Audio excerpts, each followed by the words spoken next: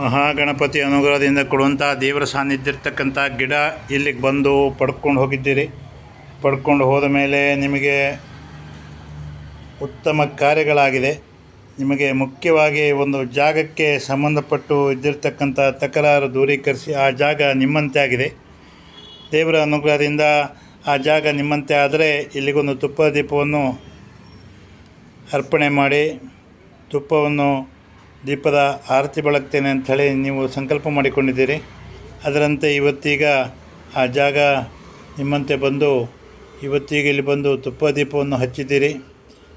ಇದೀಗ ನೀವೀಗ ಈ ಜಾಗಕ್ಕೆ ಬರ್ತಿರ್ತದೋ ಹೆಚ್ಚು ಕಮ್ಮಿ ಒಂದು 3 ಬಾರಿ ಆಯ್ತೇನೋ ಅಲ್ಲ? 3 ಬಾರಿ ತುಪ್ಪ ದೀಪ ಹಚ್ಚಿದ್ರಲ್ಲ. ಸಂಪೂರ್ಣವಾಗಿ ತಾವು ಜೀವನದಲ್ಲಿ ಗೆಲ್ತೀರಿ. ಮಕ್ಕಳ ಭವಿಷ್ಯ ಒಳ್ಳೆಯದಾಗ್ತದೆ, ನೆಮ್ಮದಿಯ ಬದುಕು ಇರ್ತದೆ, ಋಣಮುಕ್ತ ಜೀವನ ಇರ್ತದೆ, ಸಂಪೂರ್ಣವಾಗಿ ಯಶಸ್ಸಾಗ್ತೀರಿ.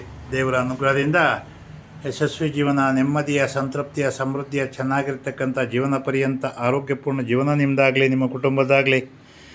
ಬರಬೇಕಾದೆಲ್ಲ ಬರಲಿ, ಕೊಡಬೇಕಾದ್ದಕ್ಕೆ ವ್ಯವಸ್ಥೆ ಆಗಲಿ ಅಂತ ಶ್ರೀ ಮಹಾಗಣಪತಿಯಲ್ಲಿ ಪ್ರಾರ್ಥನೆ.